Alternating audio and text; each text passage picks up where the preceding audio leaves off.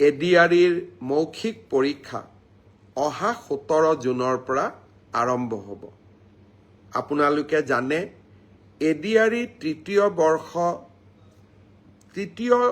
Third grade অৰ্থাৎ তৃতীয় বৰ্গৰ বাবে যিসকল উত্তীৰ্ণ হৈছে তেওঁলোকে 3টা পৰীক্ষা দিব লাগিব। যিসকলে ষ্টেনোগ্ৰাফাৰৰ পৰীক্ষা পাছ কৰিছে তেওঁলোকে ষ্টেনোগ্ৰাফাৰৰ স্কিল পৰীক্ষা দিব লাগিব। যিসকলে ড্ৰাইভিং পাছ কৰিছে তেওঁলোকে ড্ৰাইভিঙৰ স্কিল পৰীক্ষা দিব লাগিব। আৰু যিসকলে সাধাৰণ তৃতীয় বৰ্গত পাছ কৰিছে তেওঁলোকে কম্পিউটাৰৰ স্কিল পৰীক্ষা দিব লাগিব।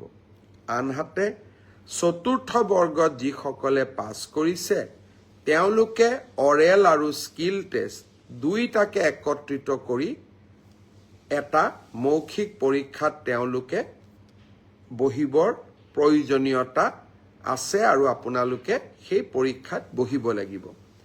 মই আশা কৰোঁ আমি জুলাই মাহৰ 15 তাৰিখৰ আগতে এই মৌখিক পৰীক্ষা বা স্কিল পৰীক্ষাৰ গোটেই পৰ্যায়টো শেষ কৰিম আৰু মই আগতেই কৈ অহাৰ দৰে 10 অক্টোবৰৰ দিনাখন আমি আপোনালোকৰ হাতত যোগ্যজনৰ হাতত নিয়োগ পত্ৰ তুলি দিবলৈ প্ৰচেষ্টা কৰিম।